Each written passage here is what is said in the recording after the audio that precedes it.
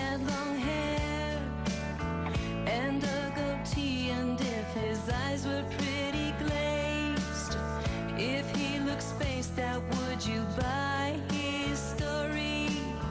Would you believe he had an eye infection? And yeah. Hello everybody, welcome to the Atheist Experience. We are live. Today is January 11th, 2009. Is it Andrew from Kansas City, Kansas? Hey, how you doing, Matt? Good. You're calling to tell me I'm wrong. Well, not necessarily. I was watching one of your YouTube videos, and yeah, you said you believed in an objective reality, and you said you had a unique definition for it. So I'd love to hear what your definition before it was, and what's your reasoning behind it. You, Matt. Okay. What? Oh, I was teasing Matt that his past is coming back to haunt him. Everything that Matt has ever said, now he has to justify. Yeah. I don't get away with anything. So now, obviously, I can't remember everything I've ever said or anything else. One more time, what did I say and what's your question? Okay, so you said you believed in an objective reality, and Yes. you had a very unique definition for that belief. And so I'd like to hear what that definition was and like what your reasoning was behind it. Okay, I don't know for sure if I know what I meant at the time by a unique definition for objective reality. I believe there's an objective reality, period.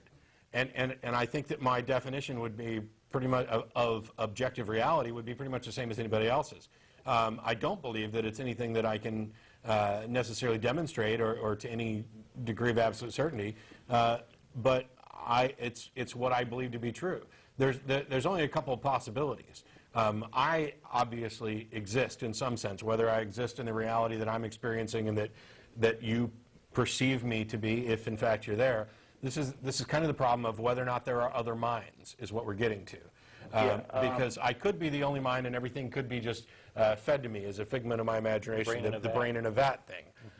However, I have no evidence that I am a brain in a vat, and I am forced, whether I'm a brain in a vat or whether or not I'm actually experiencing the reality that I perceive myself to be experiencing, I'm forced to act as though that's the objective reality.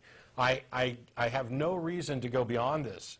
And so just for practical reasons or via an application of Occam's razor, I'm willing to accept that I'm experiencing an objective reality. There are other reasons or other things that lead me to that conclusion and lead me to believe that there are, in fact, other minds also experiencing this objective reality.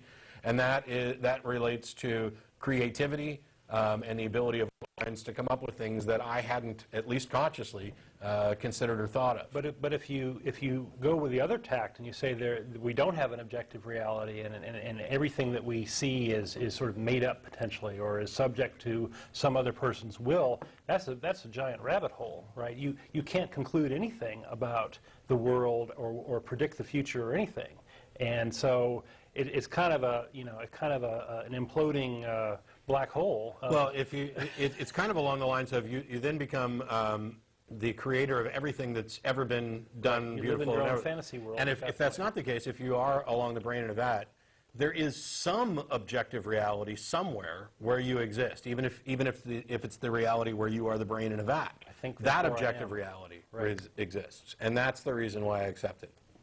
All right.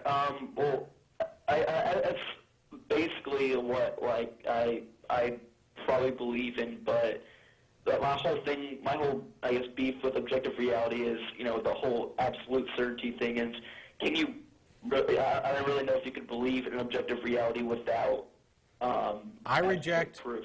I reject absolute certainty across the board. The only place where absolute certainty applies, as far as I'm concerned, is esoteric knowledge and labels. That's it. Everything else is belief to some degree of certainty, short of absolute.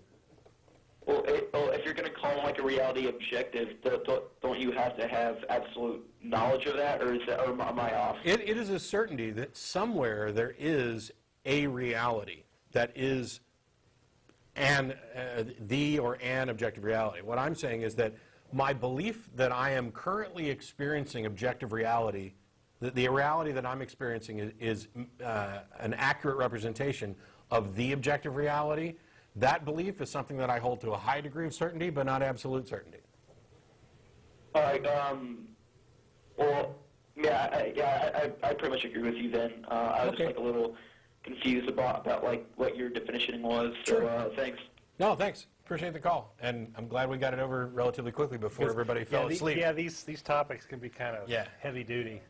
This is something that definitely isn't for everybody.